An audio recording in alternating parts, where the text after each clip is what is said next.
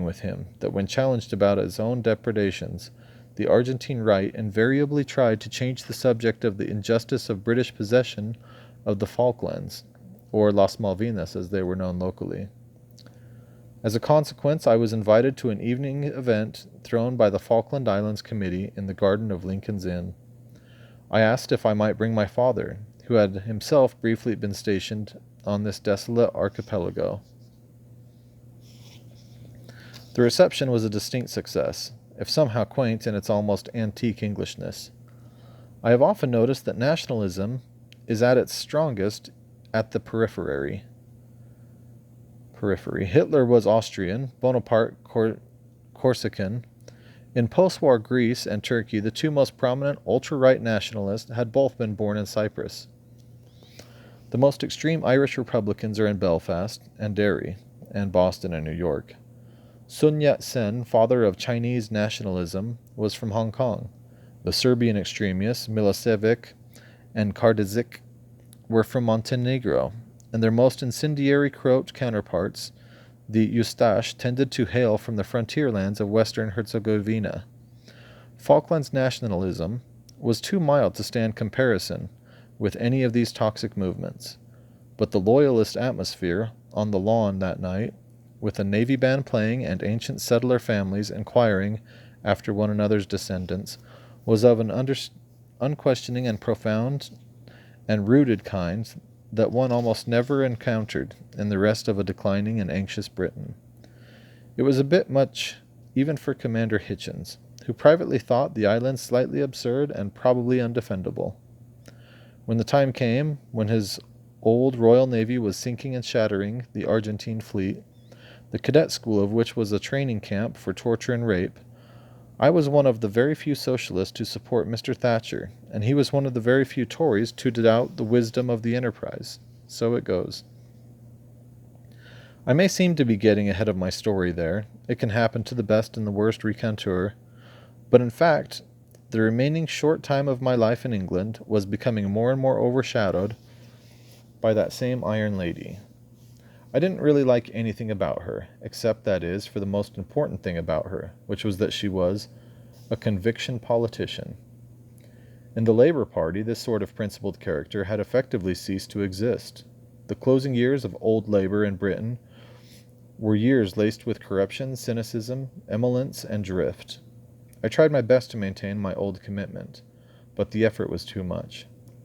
In the area where I did my actual work, the printing trade unions were not much better than a protection racket for a privileged guild. In the rest of the country, Labour had become a status quo party, hostile to the union with Europe, suspicious of technological innovation, inward-looking, and envious.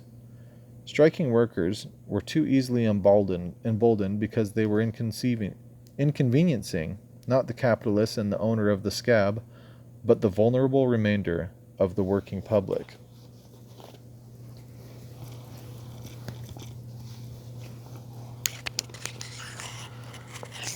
My last-ditch moment, though, was the official defense of torture in Northern Ireland.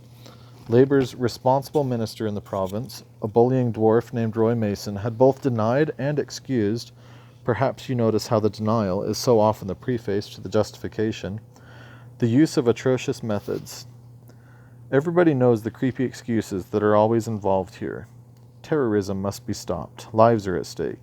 The ticking bomb must be intercepted. That after so many years of unhappy engagement with Ireland, we should imagine that torture should be given another try, and that I should know people in the government who would defend it. I had a friend losing a tearful dinner with a brilliant young junior minister who would not repudiate methods that were bursting the eardrums and fracturing the limbs of Irish prisoners. In the election campaign of 1979, I wrote as much as I could about this for the New Statesman. The election itself had been precipitated by a vote of confidence in the House of Commons, when the Irish left and the Republican members had furiously refused to vote to keep Labour in office. To this day, I find many habitual Labour supporters have succeeded in forgetting that shame. I was in the press gallery that night, and I remember thinking that it would be a long time before there was another Labour government. and if it came to that, I didn't really care. Decades earlier, in some essays, boldly titled Origins of the Present Crisis, that had been one of the founding documents of the New Left, Perry Anderson and Tom Nairn had atomized the British disease as that of an intransigent ancient regime, whose pathologies were as much institutional as economic. A stringently Marxist conclusion from this would have been that if Labour and the left could not or would not confront the ossification of the past, then the historic task would fall to a newly dynamic right.